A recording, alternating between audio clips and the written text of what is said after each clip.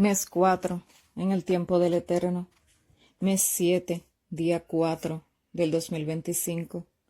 Hechos 5 al 8.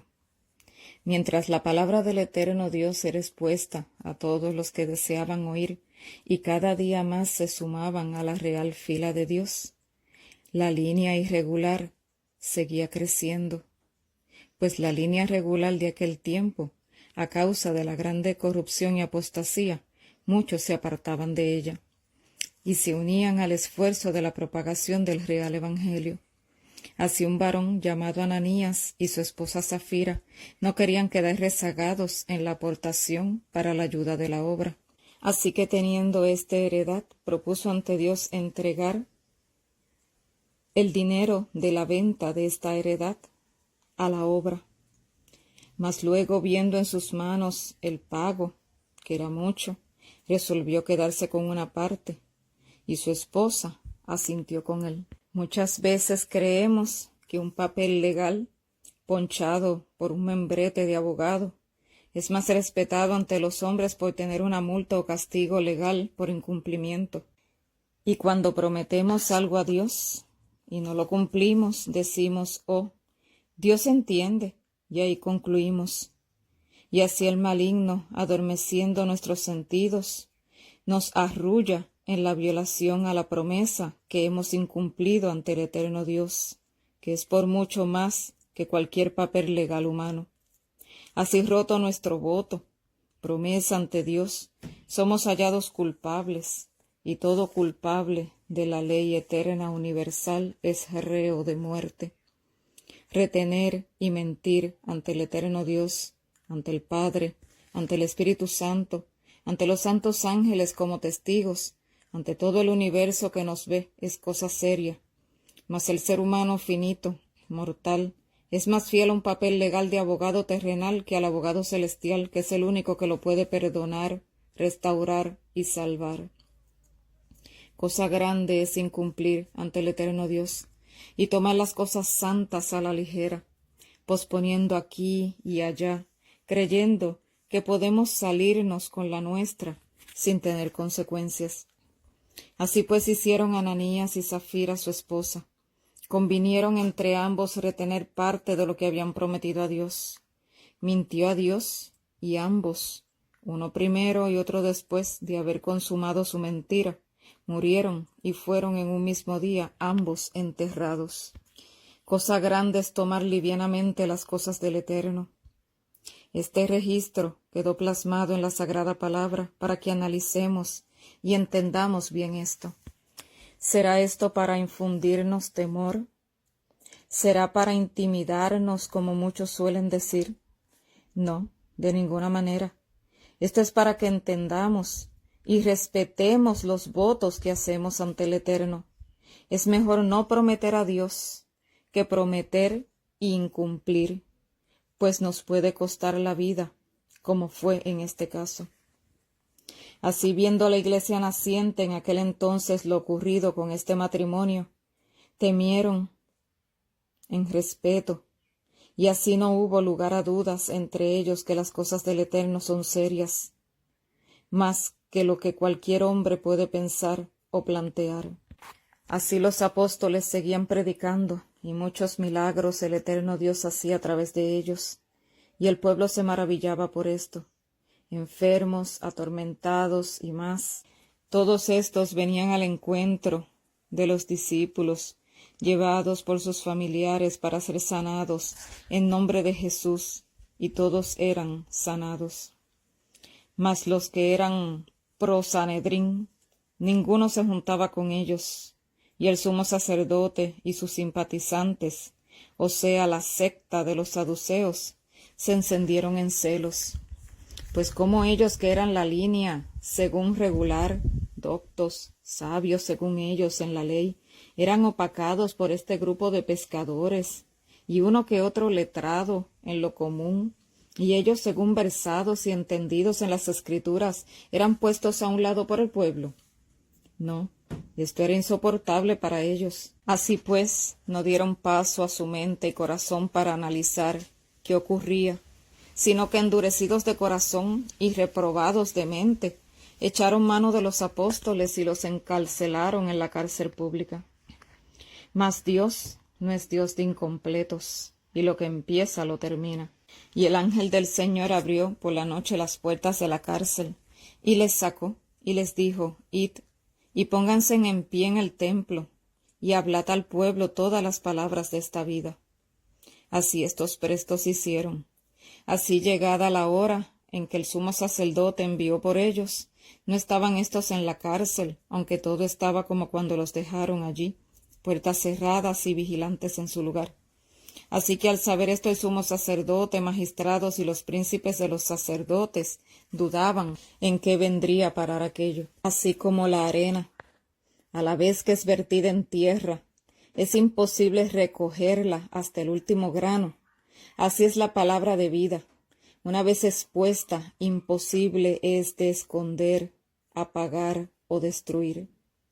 Aun destruyendo el instrumento que la lleva, la sangre de éste es fertilizante, es leña que enciende un gran fuego, y aun haciéndose ceniza la leña, esta ceniza alcalina es echada al suelo de la planta para que dé fruto al 100 por 1. Así pues alguien les avisó de dónde estaban estos discípulos hablando a la multitud, y los mandaron a traer, y fueron llevados sin violencia, pues temían al pueblo de que fueran apedreados por éstos. Así, llegando al concilio, el sumo sacerdote, queriendo ejercer autoridad sobre éstos ante todos, les preguntó, ¿no les ordené que no enseñasen en el nombre de ese hombre? Estos irreverentes, incircuncisos de corazón, con palabras despectivas al referirse al Salvador Cristo Jesús, eran instrumentos vivos del maligno. Y les siguió diciendo el sumo sacerdote, y no habéis hecho caso a lo que se les dijo, sino que habéis llenado a Jerusalén con vuestra doctrina, y nos enjuiciáis echando sobre nosotros la sangre de aquel hombre. Aquí con estas palabras, la real causa estaba expuesta, la real situación de su persecución ahora se develaba ante estos. Ellos no querían que despertasen a los que los sustentaban con el evangelio del bien común para todos. No querían que fueran señalados por el pueblo como que ellos eran culpables de matar al Hijo de Dios, condenándolo a muerte de cruz. Y claramente se exponía que ellos no simpatizaban, sino que odiaban la doctrina del Eterno, la verdadera y pura palabra que salva, la norma alta y santa del Cristo Todopoderoso, pues ésta no era lucrativa para ellos. Aceptarla sería aceptar que ellos se equivocaron, que hicieron errar al pueblo, que habían conspirado en la muerte del Mesías tanto esperado, que su fin como organización sacerdotal y de rituales ya eran acabados, que ahora el Mesías muerto y resucitado los pasó de largo y abrió otra vía a la que normalmente era conocida para llevar su verdadera palabra, que habiendo tantos necesitados, estos, los lucrados, vivían a sus anchas de todos y los pobres eran marginados y olvidados. Aceptar era deponer sus cargos, sus bienes, sus comodidades y lucros. No podían permitirse esto, era mucho lo que había en juego. Decidieron ir adelante, aunque su fin y el de los que le seguían era la muerte irremisiblemente. Así, los que se unían a la línea verdadera seguían las huellas del Maestro. Estos rompieron con el Sanedrín, pues ¿qué unión tiene la luz y las tinieblas? Ninguna. Ejemplo tenemos en Judas Iscariote, bipolar, ambivalente, de dos pensamientos, de dualidad mental. ¿Cómo acabó perdiendo la vida eterna? Estando por 3 años y medio al lado del Maestro de los Maestros y presenciando grandes maravillas. Esto nos hace ver que el demente dual puede tener 1000 evidencias y perderse. Mas el que entrega su mente a Dios, una evidencia es más que suficiente. Por eso el eterno Dios vez tras vez nos dice, los entendidos entenderán. Pues el Sanedrín luchaba por amedrentarlos. Pero Pedro respondió lleno del Espíritu Santo: es necesario obedecer a Dios antes que a los hombres. El Dios de nuestros padres resucitó a Jesús, el cual vosotros matasteis colgándolo en un madero. A este Dios ha exaltado con su diestra por príncipe y sacerdote, para dar a Israel arrepentimiento y perdón de pecados. Y nosotros somos testigos de estas cosas, y también el Espíritu Santo, el cual ha dado Dios a los que le obedecen.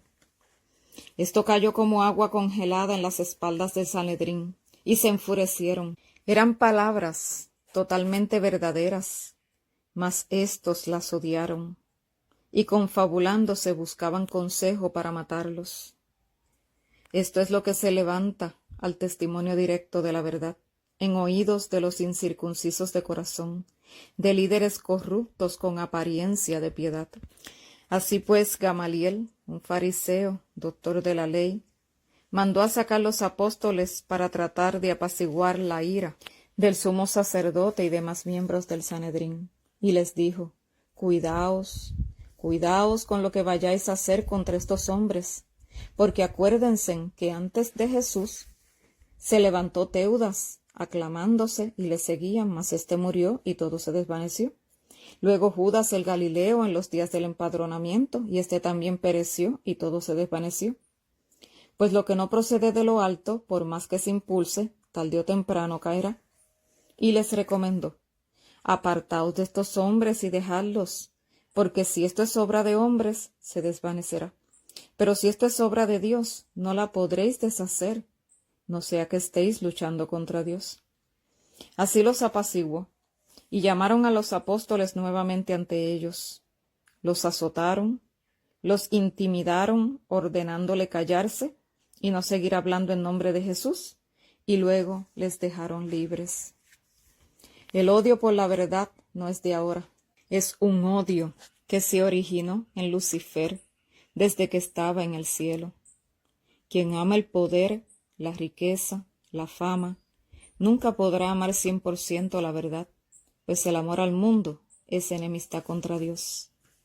Los discípulos no partieron guardando rencor a aquellos que le hicieron daño, sino que estaban gozosos de ser partícipes, ser tomados por dignos de haber padecido por su Maestro, Redentor y Salvador.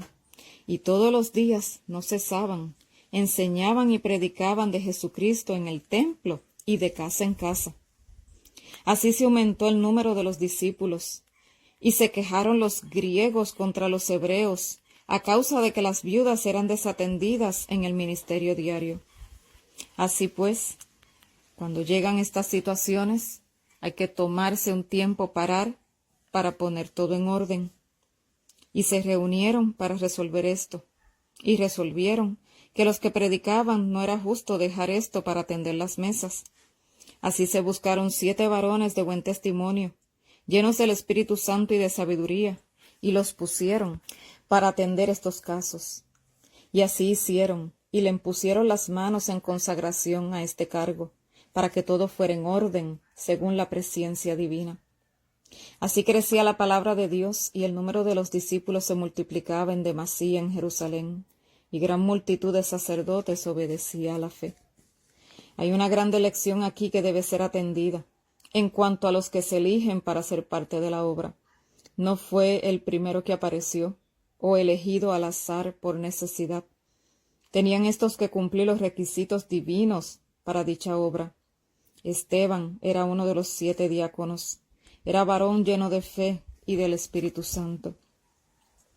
Esteban hacía grandes prodigios y milagros entre el pueblo, y esto enfureció a una facción que era parte de la sinagoga, llamado los libertinos. Así cirineos, alejandrinos, los de Cilicia y los de Asia diputaban con Esteban, mas no podían resistir, no podían anular el espíritu con que éste hablaba, y como no podían encontrar ninguna cosa con que enjuiciarle, sobornaron a unos hombres, le pagaron bien para que mintieran sobre éste, y que declararan que les habían oído hablar blasfemias contra Moisés y contra Dios. Así le formularon un caso con soborno, con mentira, premeditación y alevosía. y alborotaron al pueblo y lo llevaron ante el concilio arrestado. Allí los testigos falsos, pagados por los de renombre, declararon falso testimonio contra Esteban, declarando que Esteban no paraba de blasfemar contra ese lugar santo y la ley. Y añadieron: le hemos oído decir que este Jesús de Nazaret destruiría este lugar y cambiaría las costumbres que nos dio Moisés. Así pues, estos dos falsos testigos, pagados por la organización de aquel entonces, declararon mentiras, tergiversaron todo para ponerlo de acuerdo a sus fines y propósitos. Jesús hablaba de su templo, y ellos sin discernimiento aseguraban que él hablaba del templo de piedra de estos. Y las enmiendas que Jesús hizo a la ley que él mismo dio a Moisés, las tomaron estos incircuncisos como anulación a la ley recibida por Moisés. Así de perverso, sin sentido y sin discernimiento, es el entregado a la reprobación. Ciertamente campaña satánica es esta, que el mismo Lucifer comenzó en el cielo y sigue actuando de la misma forma a través de los que bien le sirven. Así todos, volteando a ver a Esteban, vieron como el rostro de un ángel en él, otra evidencia ante estos, pero el odio por defender el yo satánico de ellos les cegaba ante las más contundentes evidencias. Allí estaba la prueba fehaciente, visiblemente ante estos, que el cielo aprobaba a Esteban, mas éstos obviaron toda evidencia. Y el sumo sacerdote, el cargo más alto entre los del Sanedrín, como por decir hoy, el presidente de la conferencia general, alzó su voz y dijo: ¿esto es así?, preguntó Esteban. Y Esteban le declaró toda la historia, desde Abraham hasta sus días. Le dio Emaús, les puso ante ellos esto, mas estos se enfurecieron alocadamente ante todas las palabras de verdad, pues éstas apuntaban a su enjuiciamiento.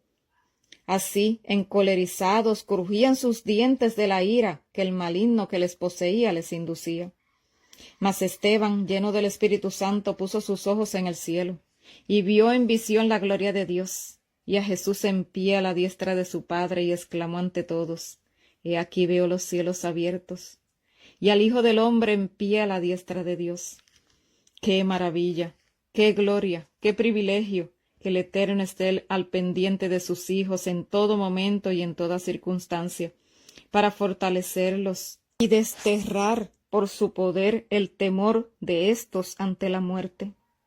El Eterno lo envolvió en la atmósfera celestial, como cuando una madre a un padre abrazan a su tierno hijo que está sufriente, lo consuelan y lo protegen. Esto, por poner un ejemplo, porque lo de Cristo Jesús es aún más sublime y excelso. Mientras Esteban estaba robado en dichas maravillas frente a él, Satanás y sus secuaces estaban enfurecidos, descontrolados de odio y perversidad. Y estos gritando arremetieron contra él, lo sacaron fuera de la ciudad, dándose sus mantos, los pusieron a los pies de un joven llamado Saulo, mientras apedreaban a Esteban. Mientras las piedras caían sobre el cuerpo de Esteban, éste invocaba al eterno Dios y decía: Señor Jesús, recibe mi espíritu. Es decir, en tus manos encomiendo mi espíritu. Qué fe la de Esteban, qué paz ante la muerte, qué corazón lleno de amor y compasión, que le dejaba ver las cosas por lo que realmente son. Por eso exclamó a gran voz: Señor, no les tomes en cuenta este pecado. Oh, temple divino, conversión y convicción intacta, intachable hasta el final. Nada de retractarse por miedo ni por conveniencia, sino perseverancia hasta el final, aunque se desplomen los cielos. Fiel como la brújula al polo hasta el final. Así llegó el fin de Esteban y durmió en Cristo Jesús, pasando a la historia como el primer mártir luego de Cristo Jesús, y con su muerte la culminación de la gracia para aquellos incircuncisos de corazón. Así fue enterrado por piadosos hombres, y grande lamento fue entre ellos a causa de su muerte. Así pues, la Iglesia naciente, La que seguía la real línea divina comenzó a ser perseguida, con Saulo como líder de los que le perseguían, y así fueron salidos de Jerusalén y esparcidos por Judea, Samaria, menos los apóstoles. Así de casa en casa Saulo iba, arrestando hombres y mujeres por igual, y los encarcelaba. Pero los que fueron esparcidos diseminaban la palabra por donde quiera que iban. Así Felipe fue a Samaria, y allí predicaba, y todos escuchaban, y eran testigos de milagros. Sacaba espíritus inmundos, paralíticos y cojos curados, todos en nombre de Cristo Jesús, y todos se gozaban en aquella ciudad a causa de esto. Mas como en todo lugar, el enemigo tiene sus agentes. Un hombre llamado Simón el Mago engañaba a la gente haciéndose grande entre ellos. Todos le oían desde pequeños a grandes, y todos creían que su poder provenía de Dios. Así se propagaba su doctrina de falso profeta entre aquellos. Pero al llegar Felipe, le escucharon, y creyeron en Cristo Jesús, y fueron bautizados, hombres y mujeres por igual. Y este mismo Simón creyó, y fue bautizado. Así como las noticias llegaron de lo que estaba ocurriendo en Samaria, Pedro y Juan descendieron allí, y al llegar, éstos pusieron las manos sobre los convertidos, y éstos recibieron el Espíritu Santo, que aún no lo habían recibido, aunque ya habían sido bautizados. Vemos aquí que Felipe les predicó, les bautizó, mas no fue por su mano que el Espíritu Santo descendió sobre los convencidos y convertidos, sino por medio de Pedro y Juan. Aquí vemos cómo Dios da a cada uno según su presciencia, y no de acuerdo a nuestros deseos y planes. Mas como todo proviene de Dios y no de mortales, y los discípulos estos lo entendían muy bien, lo tenían claro, ninguna envidia y competencia existía en ellos. Su fin era ser pescadores de hombres para el reino del eterno Dios. Pero para los que codician poder, esto era codiciable, y rápidamente Simón, el que le decían el mago, viendo lo que hacían Pedro y Juan, rápido se acercó a éstos para que le impusieran las manos para él poder recibir ese poder. Y no solo esto, sino que les pagaría bien por ellos hacer esto con él. Así es el insensato corazón humano, el incircunciso de corazón, el dual de pensamiento, el real estado laodicense. Cree que todo se compra con dinero, mas lo que proviene del eterno Dios es gratuito para los que según su presciencia son merecedores de dicho don, y ningún mortal puede regir o comprar esto. En el sistema mundano, si compras con tu vida y dinero acreditaciones y licencias para obtener poder, dinero y fama, es aceptable. Mas el sistema real, el celestial, no necesita nada de esto, y vale más que cualquier cosa que pueda ofrecer este mundo destinado a la destrucción. Así pues Pedro le reprendió y le dijo, tu dinero perezca contigo, porque has pensado que el don de Dios se adquiere con dinero. Aquí no tienes suerte ni parte, pues tu corazón no es recto delante de Dios.